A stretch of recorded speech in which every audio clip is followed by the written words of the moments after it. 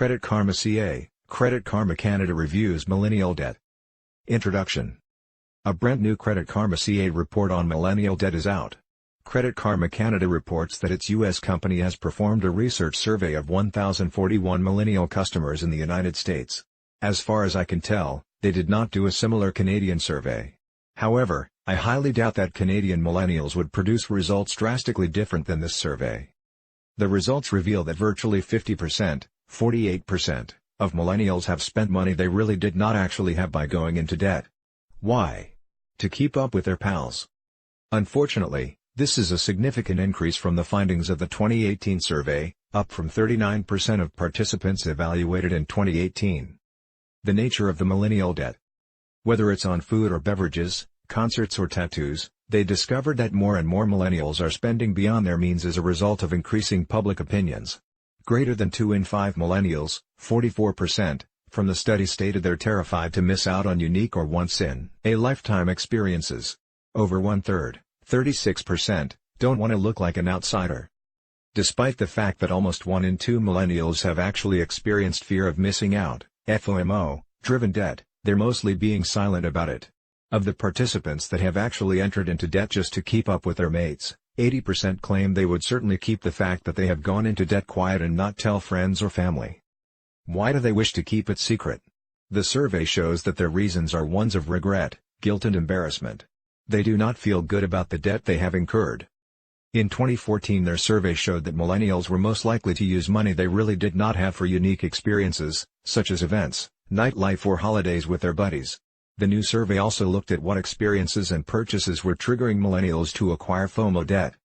According to their study this year, the number one point driving millennials to spend beyond your means is food, 47%, and then clothing, 41%. As well as there are some millennials that have entered into FOMO-fueled debt on much bigger and long-term items.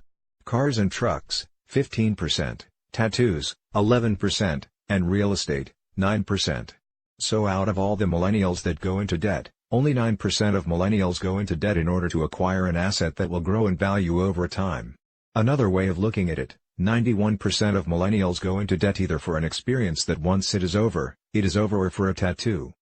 Regardless of the product or experience, social networks play a huge component in driving the millennials' need to spend beyond their means.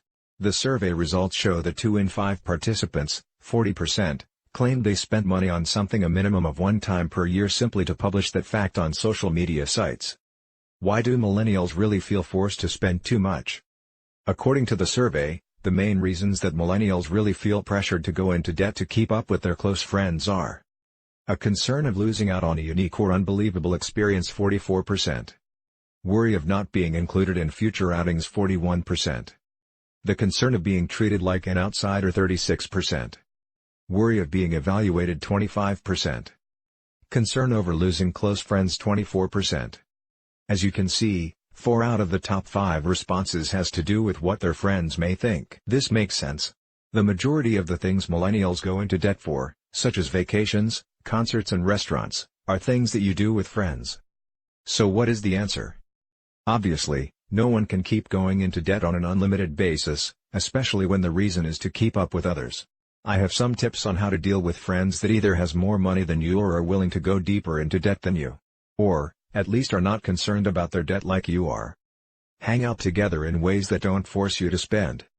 Consider how you can invest in quality time but not your cash.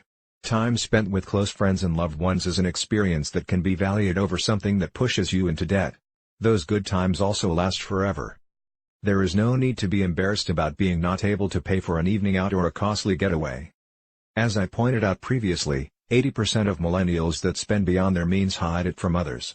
However, by being straightforward with your buddies, you may be amazed to discover they really feel similar to you. Speak to your pals concerning your worries and also do cost-free or much more modest cost things that let you hang out with each other. Control your funds, do not allow it to control you. 81% of participants stated they have a month-to-month budget that they attempt to stick to, which is wonderful.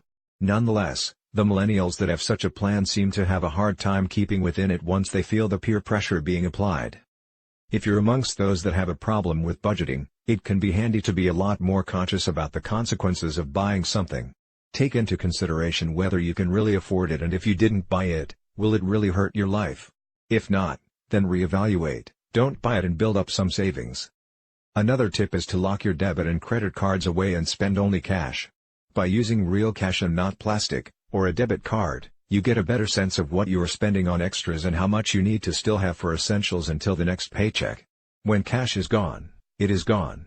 This behavior will force you to think about how much money you need for essentials for the number of days until the next payday, which is a good thing. Will this item or experience be important in 5 years? In some cases, the answer is no, and sometimes it is yes. If the answer is yes, then slot it into your budget and see if you can afford it. Make sure your budget also has a line for savings. That way you will be building up a fund for investing. This fund can also be called upon in the event of a real emergency that could not have been planned for. Examples are increased health costs or reduced income through job loss. It is essential to have an emergency fund that you can tap into in the event of a real crisis. It isn't so bad to also have further savings and investments. It is never too early to start planning for retirement. If you wait until you are closer to retirement than the start of your career, you will never be able to catch up. Credit Karma CA, Conclusion. Whenever I sit down with a person to talk about his or her insolvency, or with an owner of a company to discuss business financial problems, I make sure that we have an entire discussion. I not only talk to them about what process I recommend for their unique situation, but I also walk them through the entire process and what all the rights and responsibilities are. Are you or your business experiencing money troubles? Are you on the verge of bankruptcy? Do not wait till it is far too late to understand how you can restructure your financial affairs and avoid bankruptcy. You do not need to be one more person or company declaring bankruptcy in Canada. As a licensed insolvency trustee, formerly called a bankruptcy trustee, we are the only specialist certified, accredited and overseen by the federal government to provide insolvency guidance and to apply remedies under the BIA. We will certainly help you to choose what is best for you to release you from your debt problems. Call the Ira Smith team today so we can get rid of the stress, anxiety, pain and discomfort that your money issues have created. With the distinct roadmap we establish simply for you, we will without delay return you right into a healthy and balanced problem-free life, starting over staring now. Call the Ira Smith team today.